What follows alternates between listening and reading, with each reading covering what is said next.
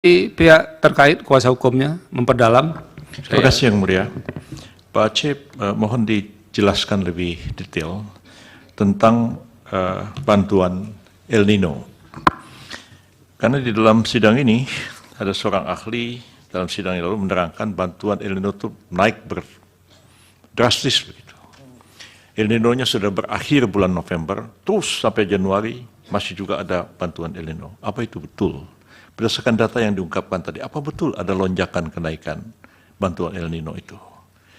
Lalu kemudian, tolong juga dijelaskan lebih detail. Bantuan El Nino itu, apa dikasih duitnya begitu, atau dibawa gelondongan begitu, atau ditransfer juga melalui bank ke rekening masing-masing penerimanya, atau sebagian disalurkan juga melalui kantor pos juga, ya masih gaya pos vessel zaman dulu. Jadi kan nggak ketemu antara orang yang ngasih dengan uang itu diterima.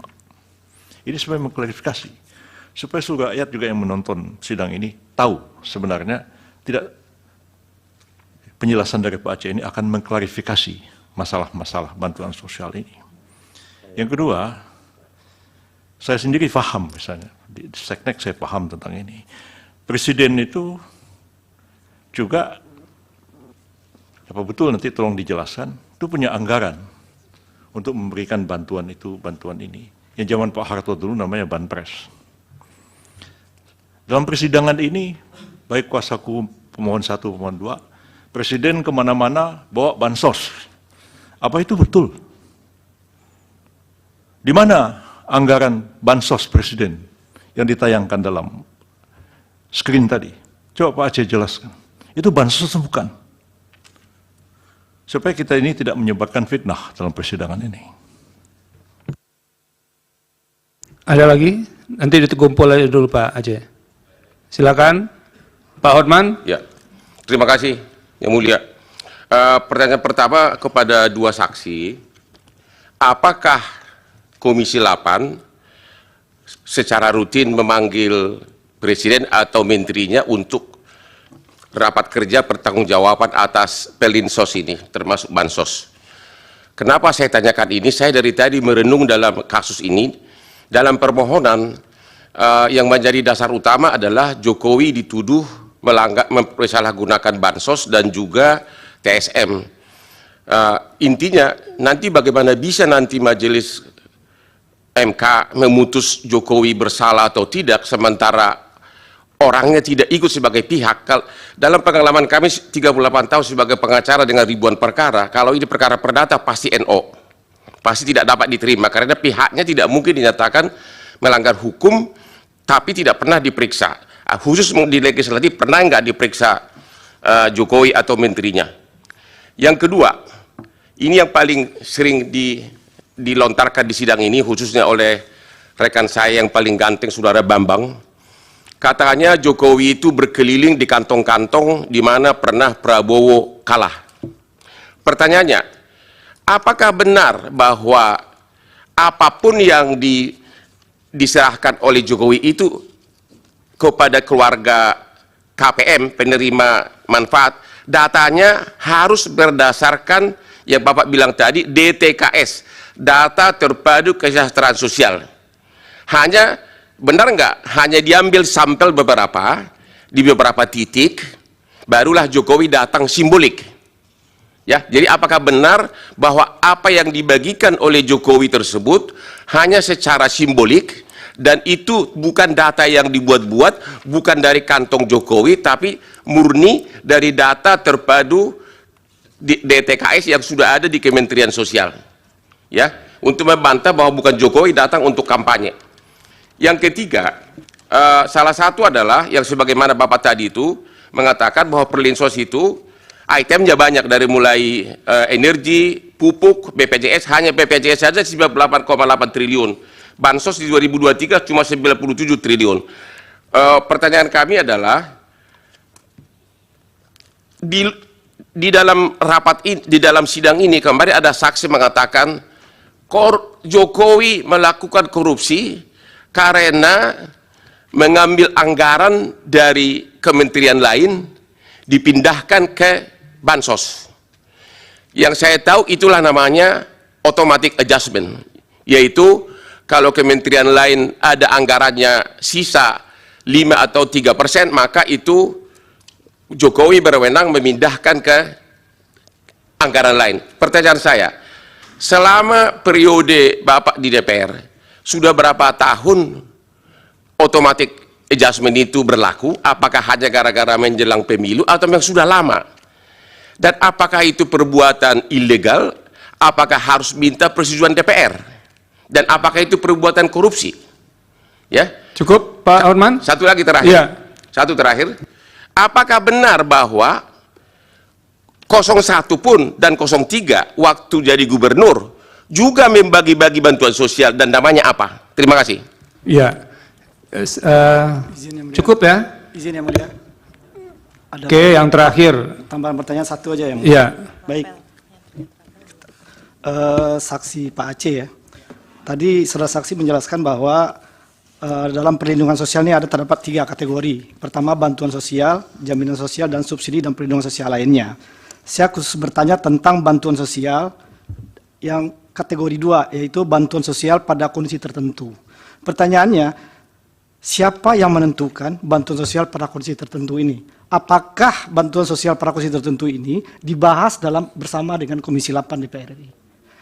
Cukup ya, Pak? Khusus terkait satu lagi yang Oke, nah, itu 2 namanya. Tadi bilangnya 1. Silakan.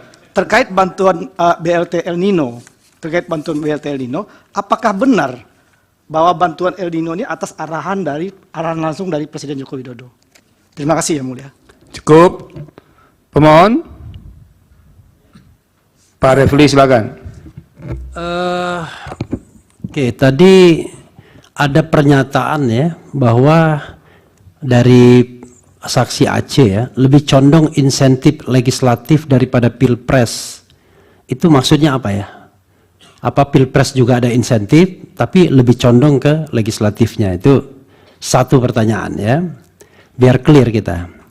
Lalu kalau tidak salah kemarin dari ahli 03 itu bicara ada dua skema semacam perlinsos atau bansos ya. Secara umum perlinsos yang 496,8 itu adalah perlinsos secara umum. Tapi ada automatic adjustment yang terkumpul 50 triliun. Dan itulah yang dianggap di luar mekanisme. Apakah saksi tahu soal itu? Yang diambilkan dari kementerian lembaga yang 5% itu, automatic adjustment yang kemudian diduga digunakan untuk kepentingan pemenangan oleh istana. Kemudian berarti betul ya ketika Pak Abdul Wahid ini ya, ketika Bapak ikut menyerahkan bansos, ikut menyerahkan ya, faktanya itu ikut berkampanye nggak untuk 02? Ini pertanyaan yang bodoh saja. Karena kan bisa saja, memang insentifnya kan legislatif, tapi kan tinggal ditandem, apalagi Bapak berdua, kalau tidak salah berasal dari partai pendukung 02 kan? Selain anggota DPR kan?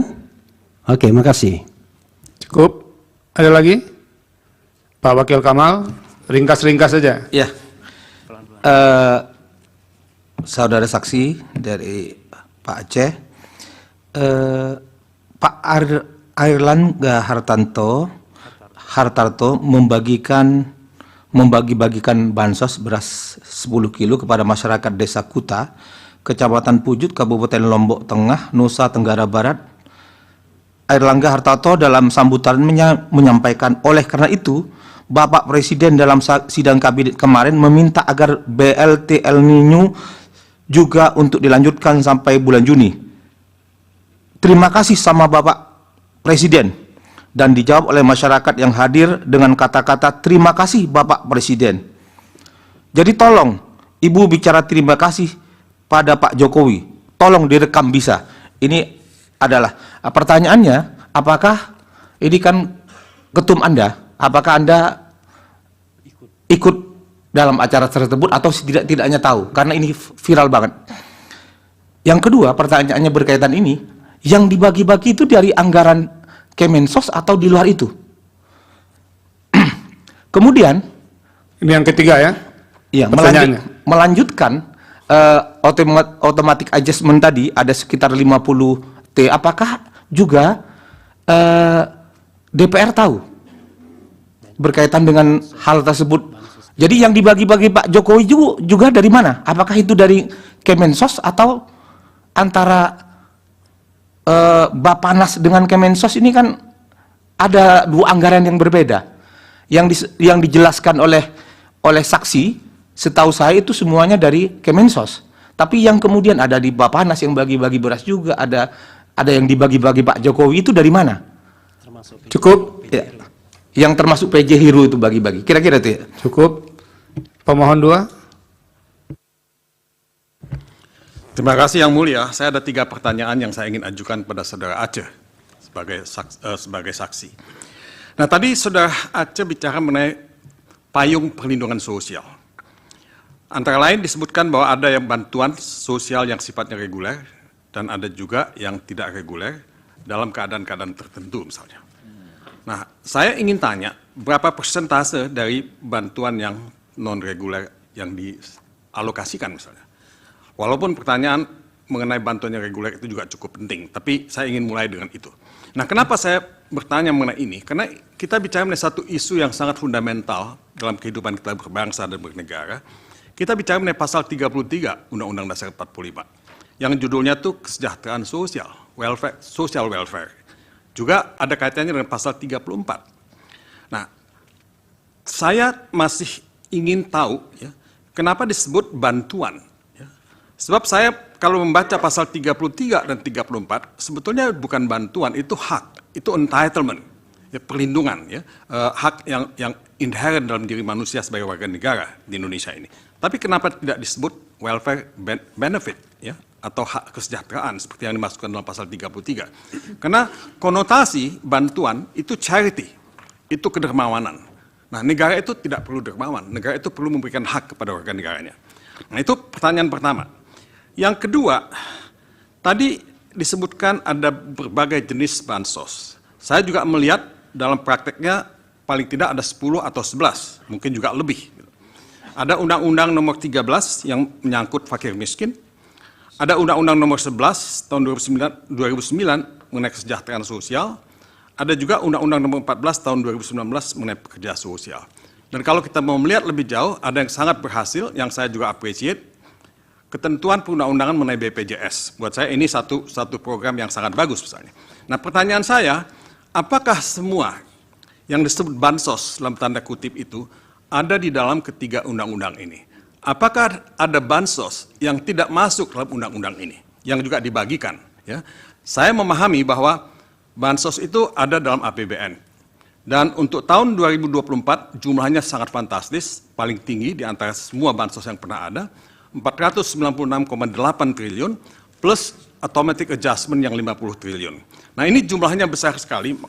Karenanya saya ingin tanya, apakah bansos ya yang ditulis dalam undang-undang ini, kalau itu semua ada di situ, berapa besar jumlahnya dan berapa besar juga jumlah yang tidak ditulis dalam undang-undang itu kalau ada.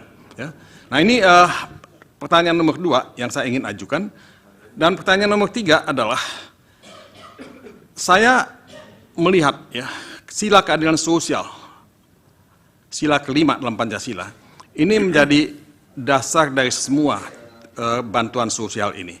Saya tadi sudah mengatakan saya tidak setuju dengan istilah charity, karena itu bisa berarti plus. Izin Yang Mulia kalau berpendapat. Iya, nanti saya ingatkan dulu. Sebentar dulu. Saya ada pertanyaannya, saya hanya ingin memberikan background ya. Charity itu bisa berarti pelestarian kemiskinan. Bukan berarti saya anti bansos, saya setuju bansos. Saya nomor 1 memperjuangkan bantuan sosial semacam ini. Tapi persoalannya adalah, kalau kita tidak mengubah konsep itu, tidak menjadikan hak kesejahteraan sosial itu sebagai hak yang diatur dalam undang-undang sebagai entitlement, ya, bukan sebagai charity, yang saya takutkan majelis hakim yang saya muliakan, ini akan bisa menjadi satu hal yang dipolitisasi. Jadi akan tergantung pada kedermawanan kebaikan hati seseorang.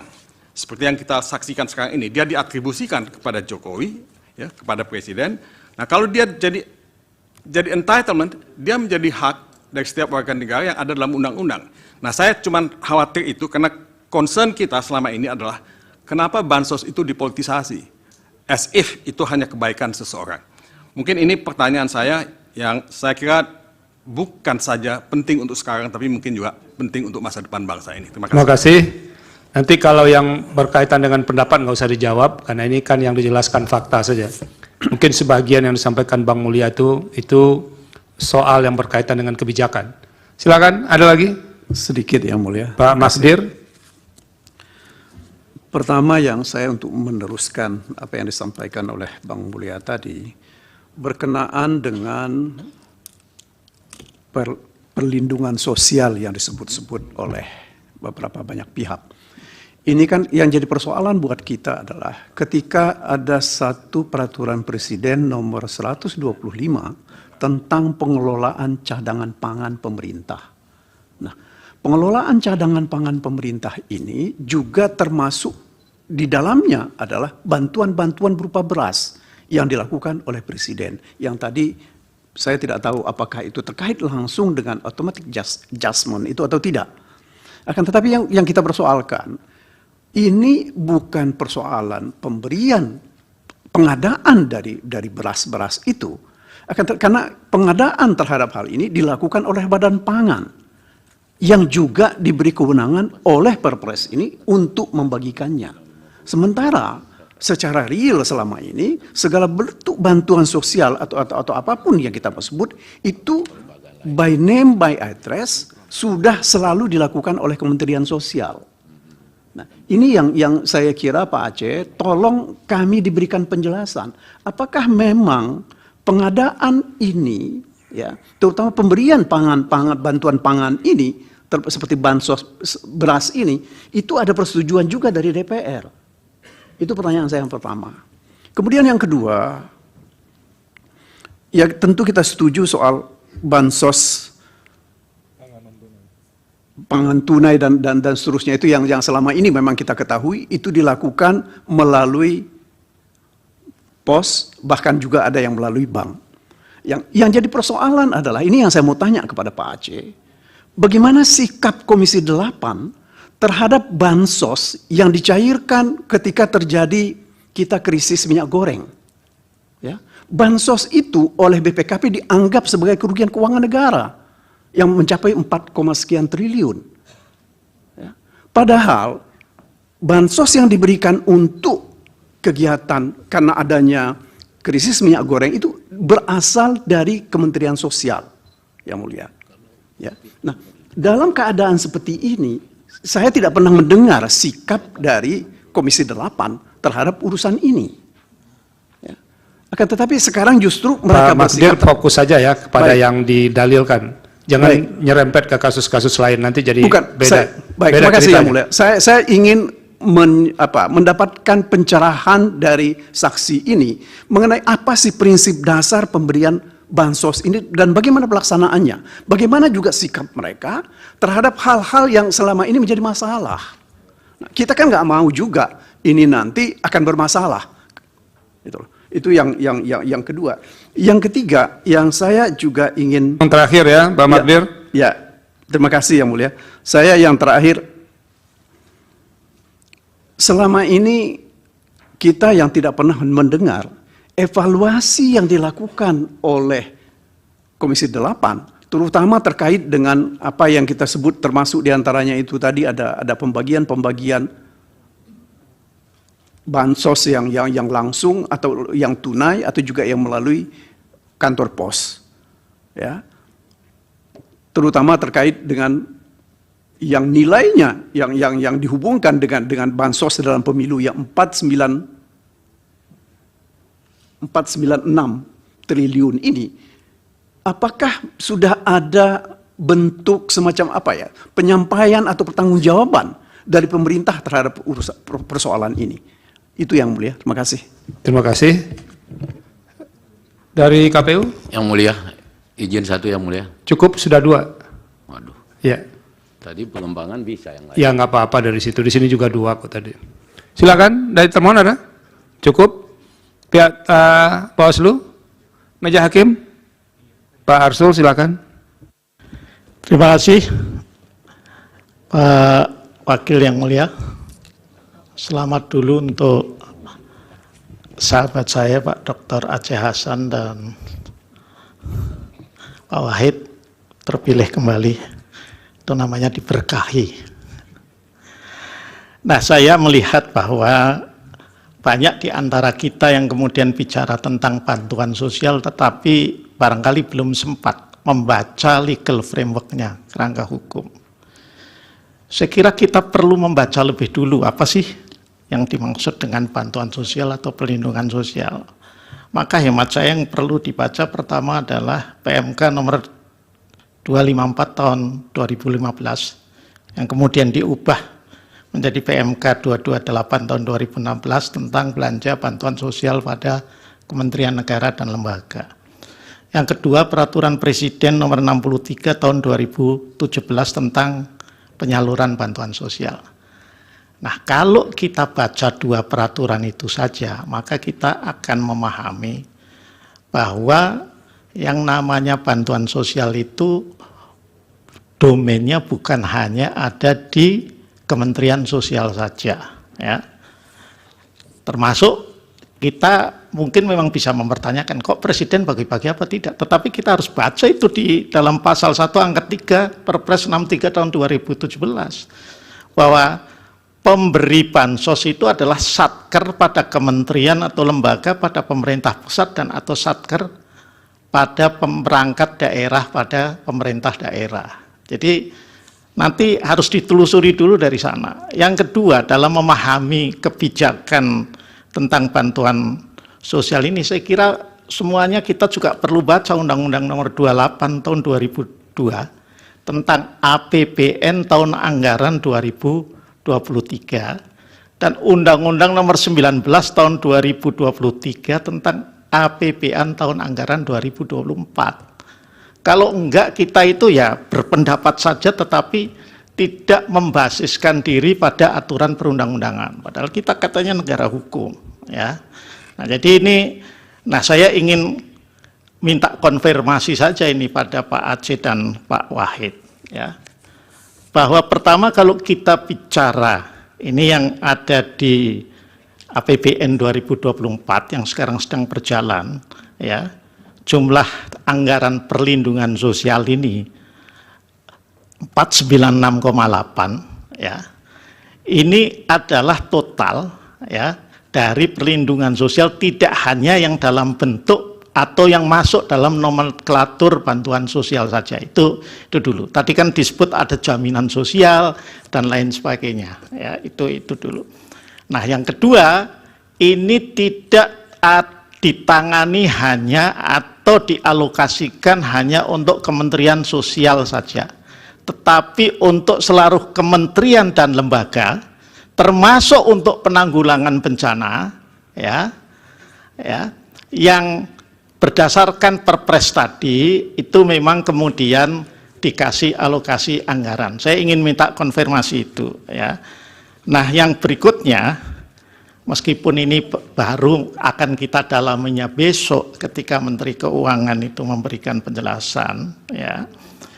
Ini anggaran perlindungan sosial ini adalah belanja pemerintah pusat, PPP, ya. Hanya kalau Pak Aceh bisa menjelaskan juga bagus untuk memberikan pencerahan kepada kita, tapi kalaupun enggak juga tidak apa-apa, karena yang namanya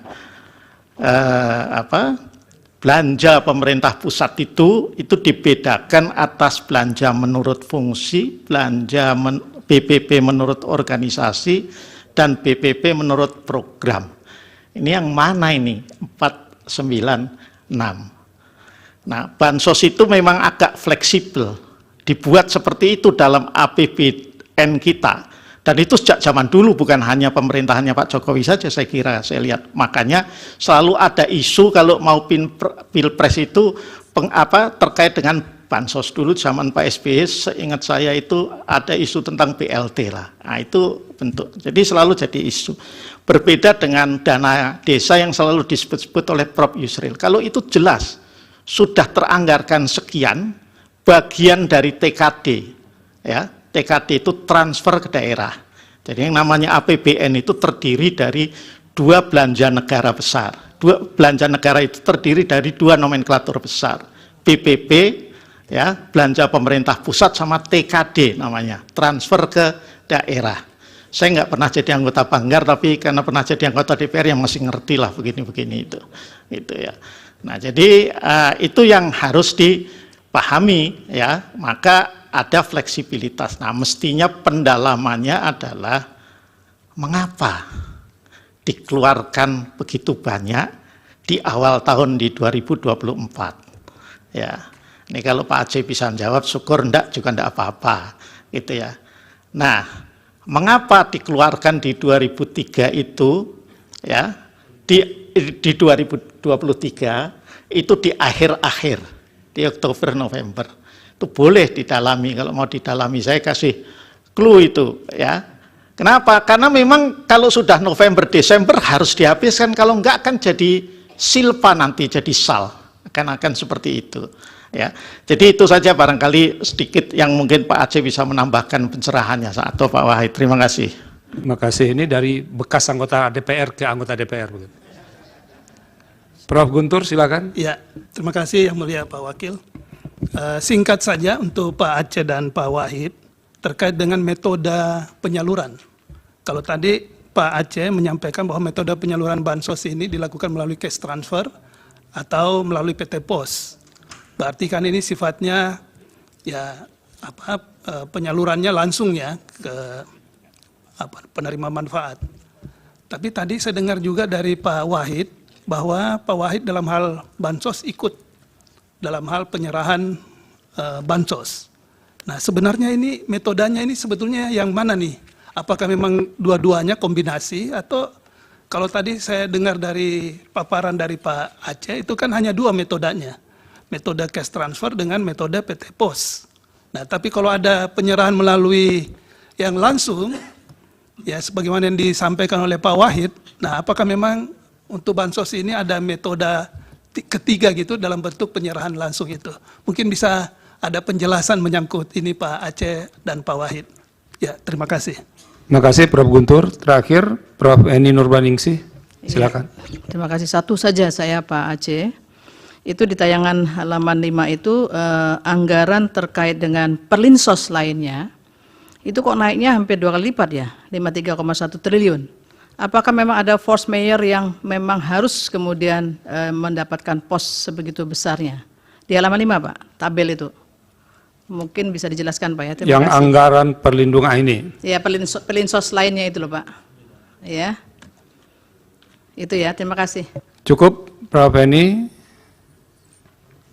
Pak Sira silakan. Singkat aja ya. Alhamdulillah. Yang Mulia, saya mau meminta penjelasan dari Bang Aceh terkait dengan automatic adjustment. Kalau kita pahami bahwa di periode 2020 itu ada dana kementerian atau lembaga yang memang direkopusing dalam kepentingan untuk penanggulangan COVID-19. Nah, kalau 2024, pertanyaan saya ini, kalau 2024 apa justifikasinya? Dana sebesar itu tanpa ada satu keadaan kegentingan terhadap satu kondisi negara ini, sehingga ada protection di mana negara hadir untuk perlindungan rakyatnya. Itu saya minta penjelasan dari ini. Apa justifikasi dan sehingga dia layak untuk ditingkatkan anggaran sampai 50 triliun lebih. Pertanyaan saya kedua sudah ditanyakan oleh Prof. Eni tadi. Terima kasih Yang Mulia. Terima kasih. Pak Aceh silakan, kalau bisa seefektif mungkin. So besok ini masih mau didalami dengan 4 menteri. Silakan. Terima kasih Yang Mulia. Saya tentu akan menjawab sesuai dengan kapasitas saya sebagai anggota Komisi 8 DPR RI dan tidak akan menjawab hal-hal yang tidak terkait dengan mitra kami, karena sebagai saksi fakta tentu saya menyampaikan